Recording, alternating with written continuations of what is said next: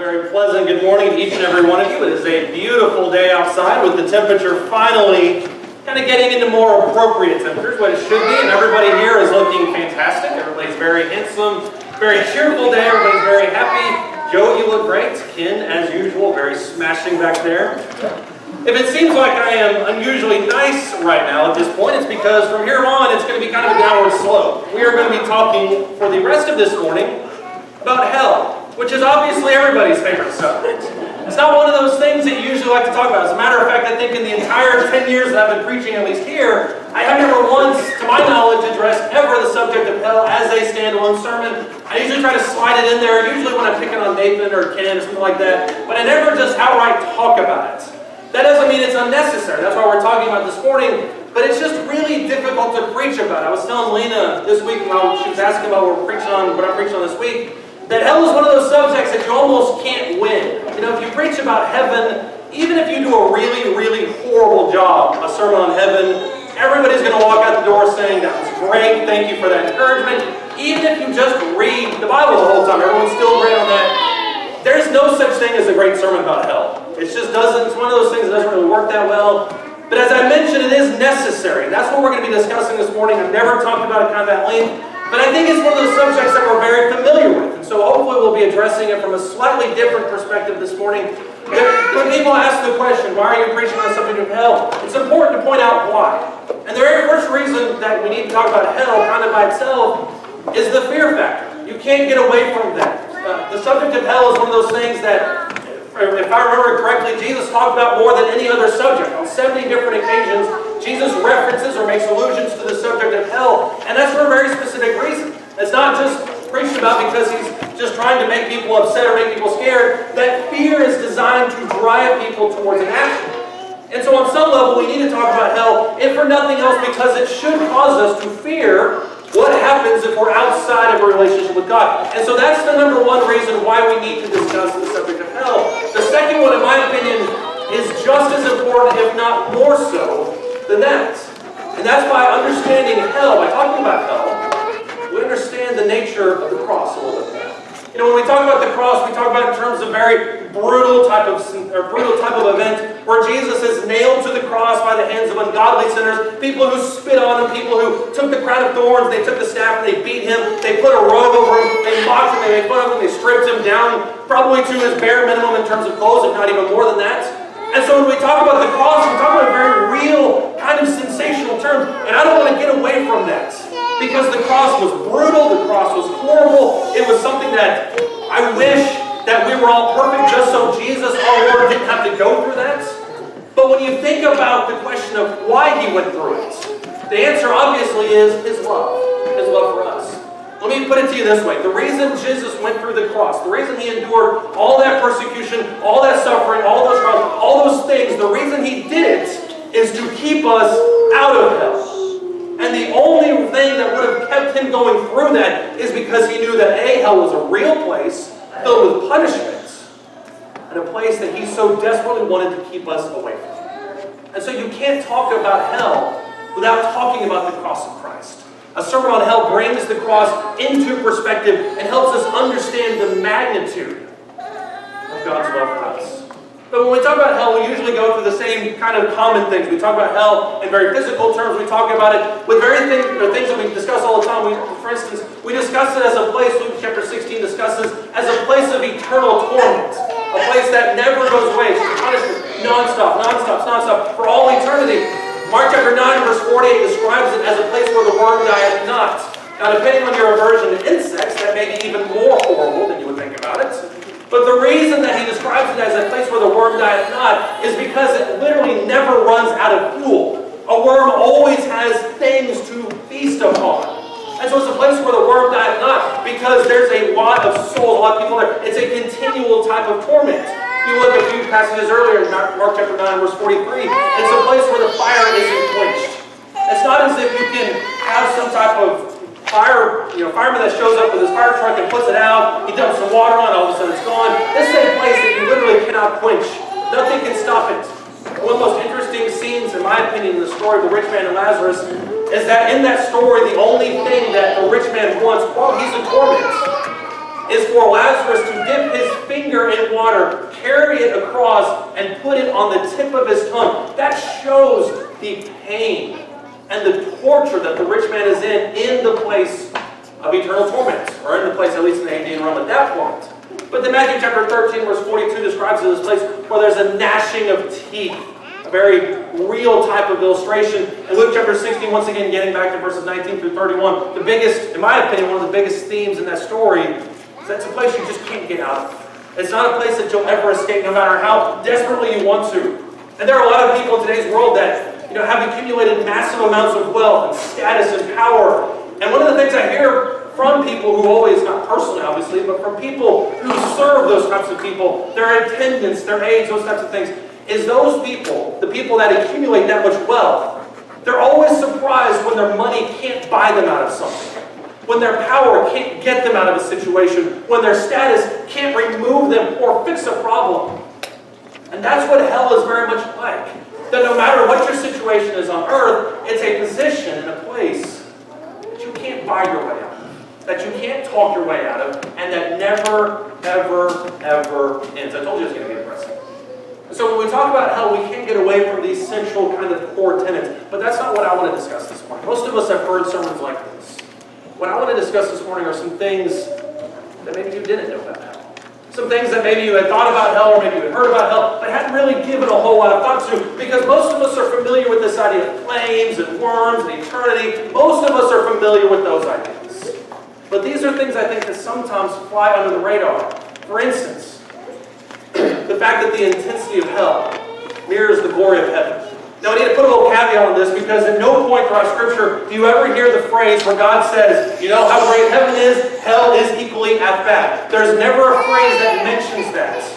But my point is, when we talk about the nature of hell, is that we sometimes really build up heaven, and rightfully so.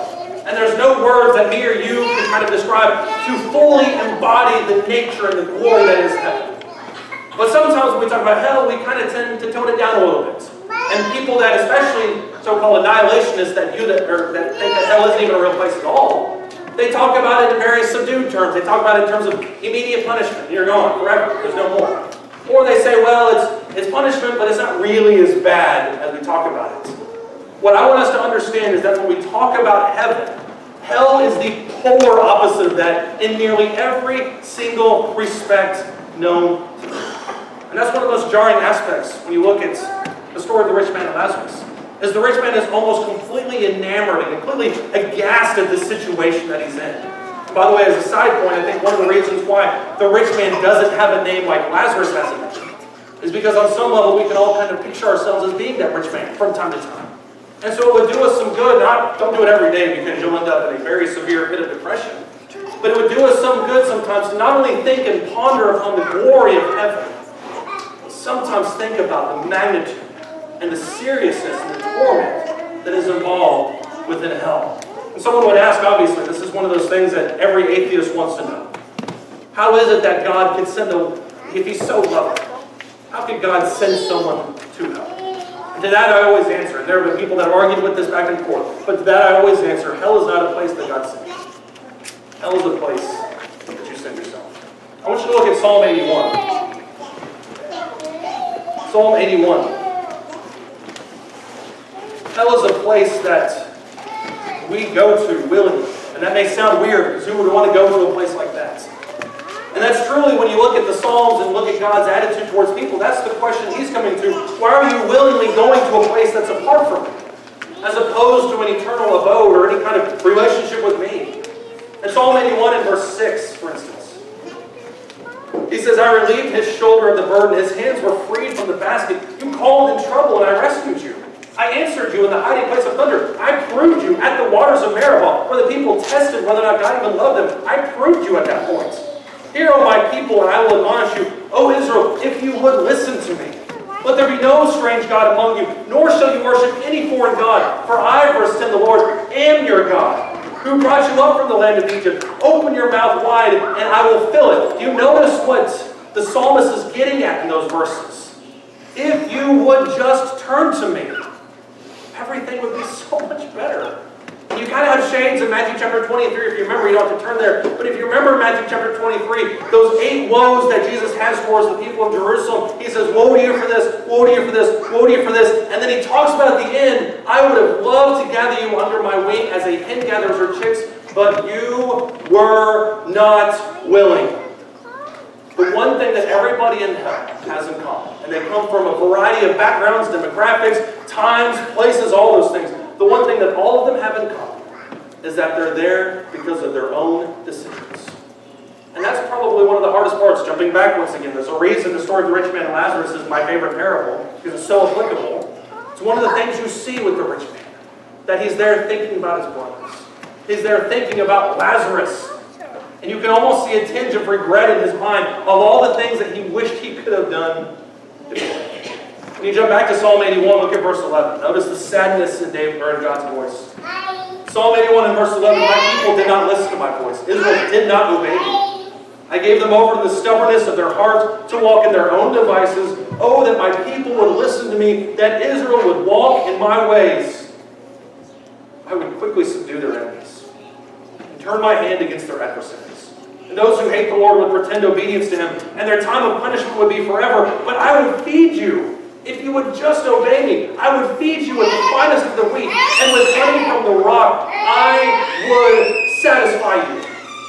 What a strong sense of blessings, and a strong sense of love that God has for his people, if they would just simply turn to them. But there's a verse in here that I think is more pertinent to our discussion this morning.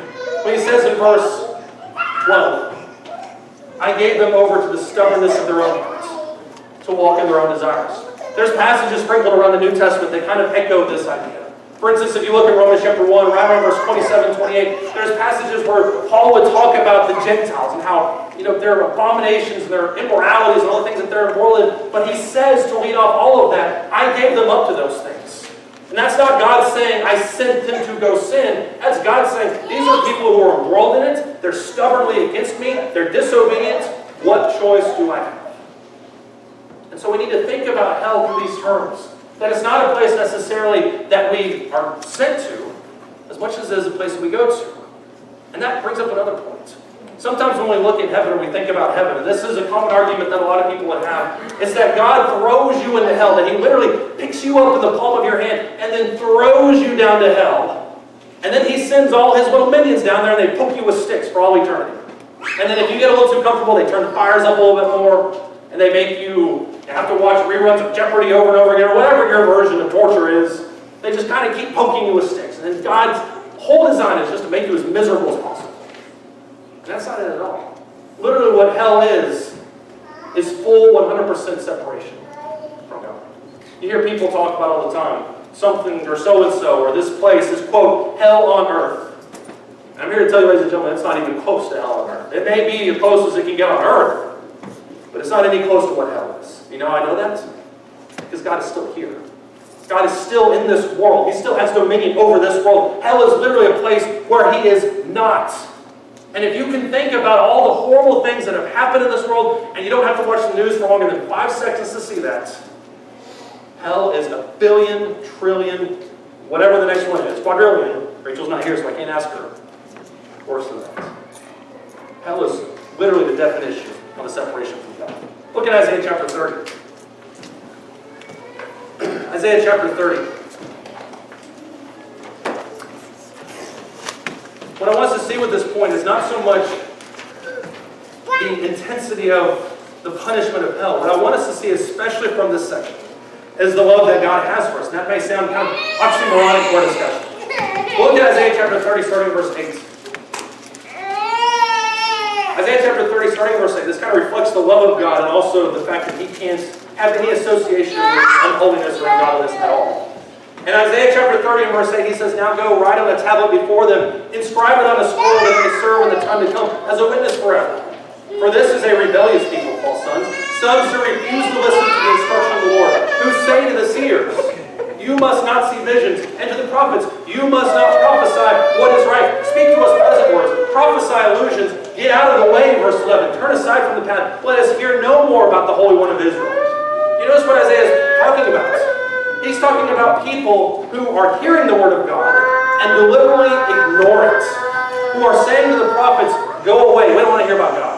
Or they're saying to the prophets that exist, speak to us pleasant things. Don't prophesy destruction, don't prophesy doom. We want to hear pleasant things.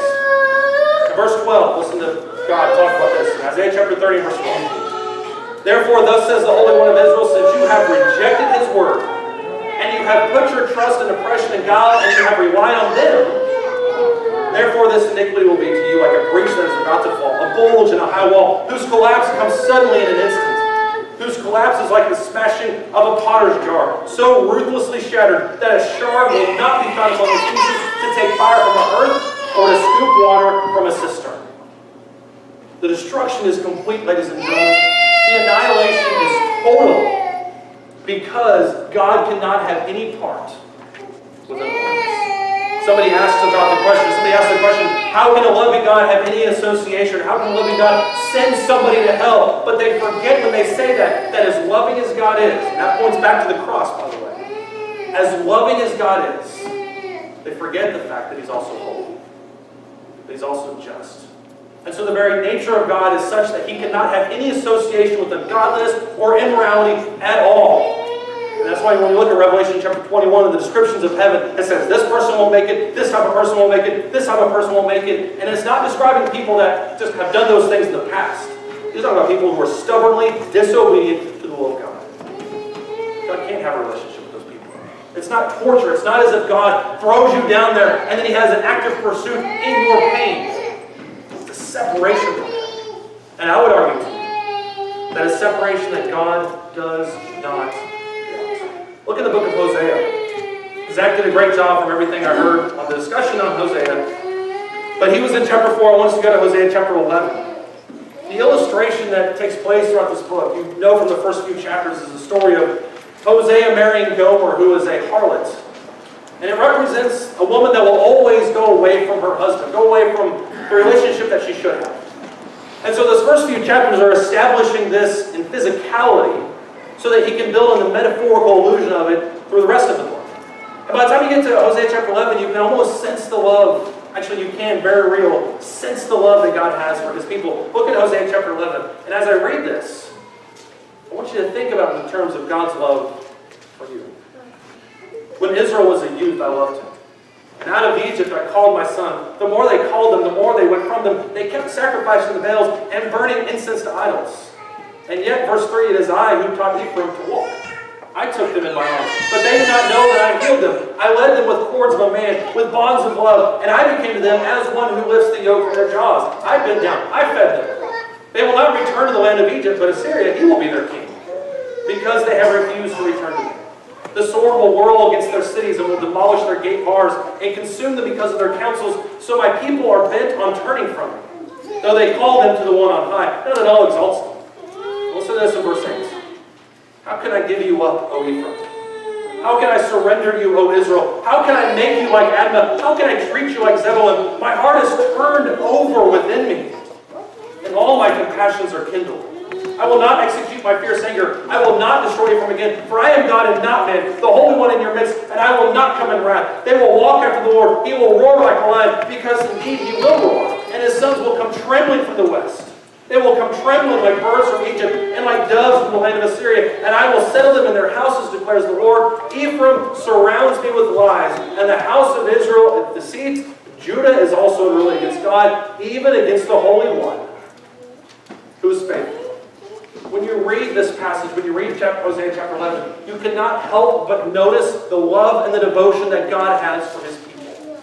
And the biggest mistake that we can have, and this is something I don't just react in a technical way, I react emotionally when somebody says this point, that God wants you to die. That atheists will say, God wants to torture people. He doesn't. God would not have sent his son to die on the cross for our sins if this was what he wanted. But ask yourself, when you read Hosea chapter 11, what do you do with a nation that is like that? What do you do with a nation that is so stubbornly rebellious against God that literally they turn against everybody, or turn to everybody but God? What do you do with something like that? And I love that phrase that he mentioned in this passage, when he says God's heart turns over with him. Because like any parent who has a wayward son, you would give anything to bring that child back to him. But at some point, you have to realize that they make their decisions. And that's the situation that God is dealing with in Hosea chapter 11. Not that it should be any consolation. But if you're on the fast track to hell and you're fine with that, for whatever reason, take comfort at least a little bit, the idea that Satan will be there suffering as well. And Matthew talks about the devil, or the hell that's reserved for the devil and his angels. It's not just about the minions of Satan. It's not just about the demons or whoever is going to be in hell. Not just about the ungodly. Satan is going to be there too. As a matter of fact, when you look at Revelation chapter 20, in my opinion, this is made very plain. Revelation chapter 20.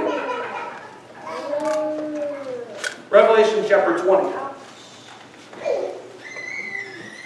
Revelation chapter 20, starting in verse 10.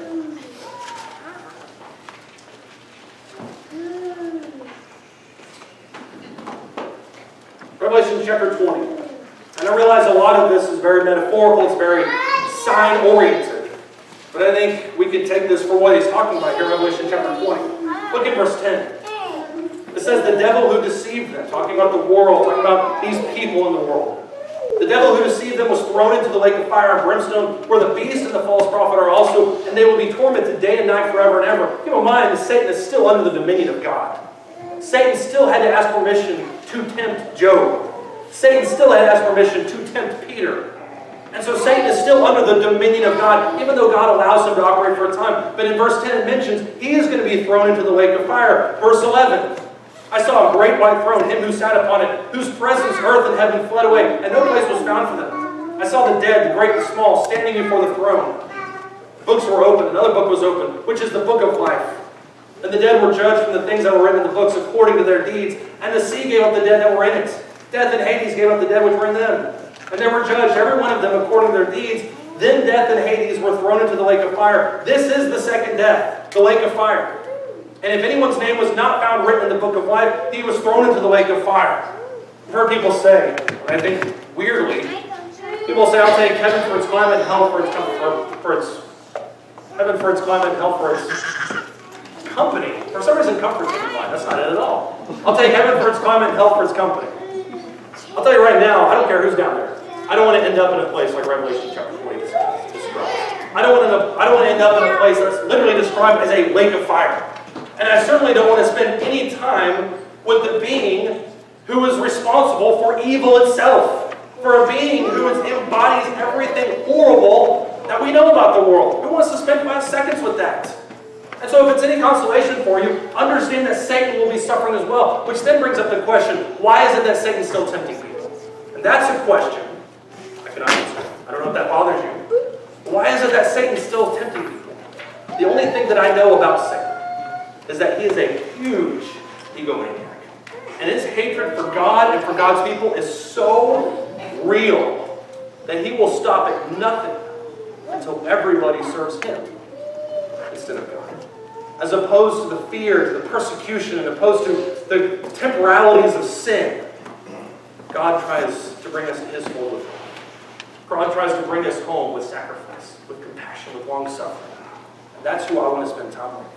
There's a story, if you're familiar with C.S. Lewis' other writings. Most of us are familiar probably with Mere Christianity. Some of us are familiar with Screwtape Letters. And C.S. Lewis wrote a lot of great things. C.S. Lewis wrote a book called The Great Divorce, which I would encourage everybody to read when you get time. And I avoided it for a long time because I thought it was going to be a long discussion about marriage, divorce, remarriage, which there's billions of books about that already. But The Great Divorce has nothing to do with marriage, divorce, remarriage. The Great Divorce is literally a parable where somebody goes down, he operates a tour bus, literally, operates a tour bus and goes down to hell and brings people who are willing, you don't realize they're in hell, brings people on the tour bus to go to heaven. And he brings them up to heaven, and they know they're going to a place that is much better than where they're at. But one by one, ladies and gentlemen, every single one of those people refuse to enter heaven because they're so attached to their life. They're so attached to their sins. They're so attached to their temptations, the things that they engage in. They don't want that. They don't have anything to do with it. And that's the sad state of a lot of people in today's world.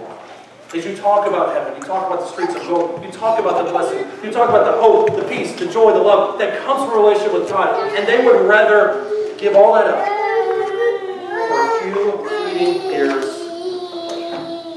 That's the reality of the world that we live in, and that's the reality of the world that Satan tries to create every single day. let me end with this. I'll tell you this right now. Fear of hell is not enough for salvation. Now you may be looking at me and saying, well, that contradicts everything you mentioned at the beginning, and that's true. I do think that there is a place to talk about the very real reality of hell. But if all we talk about every single second of every day, and every sermon that we have had from up here, every gospel meeting was about the reality of hell, we would miss the other equally important part of that equation, which is that the very real comforts of heaven are there. And so when we talk to people about hell, it can't just be about beating somebody over the head. It can't be about taking hell and using the fear to slug them over the head and beat them into submission and obedience towards God. We also have to teach them about the love that God has for us. And the love that God shows us every single day that was embodied in His sacrifice of His Son from us. Ephesians chapter 6 tells fathers not to provoke their children to wrath. I think this is part of it. You cannot beat your kids into submission and love into you. There has to be nurturing. There has to be love. There has to be compassion. We need to talk about the fear of hell. But we also need to talk about the reality of heaven. I made a little bit of a mistake earlier when I said that there's no way for anybody to have a good sermon about hell. There is one way to have a good sermon about hell. And that's keep it 5 to 10 minutes shorter than the normal sermons that we usually have. So that's what you've got this morning. It's not fun talking about it. But in my opinion, it's one of the very important discussions that we need to have. Because we can talk about heaven all day long. But if somebody listens to that, they say, well, heaven sounds great. They could easily say, it's not really for me. They need to know what the alternative is. And to have the fear of hell and the love of heaven need to work in concert together to drive us for a relationship with God. Ultimately, because He's the one that we want to spend eternity with. So I ask you this morning, what does your eternity look like? Obviously, hell and heaven are logical fulfillments of the life you've lived here. And if the life you live here on this earth is a life that's lived for yourself, if it's a life lived for immorality, then hell is the logical fulfillment of that life. That's the embodiment of Satan. But if your life has been lived with an eye to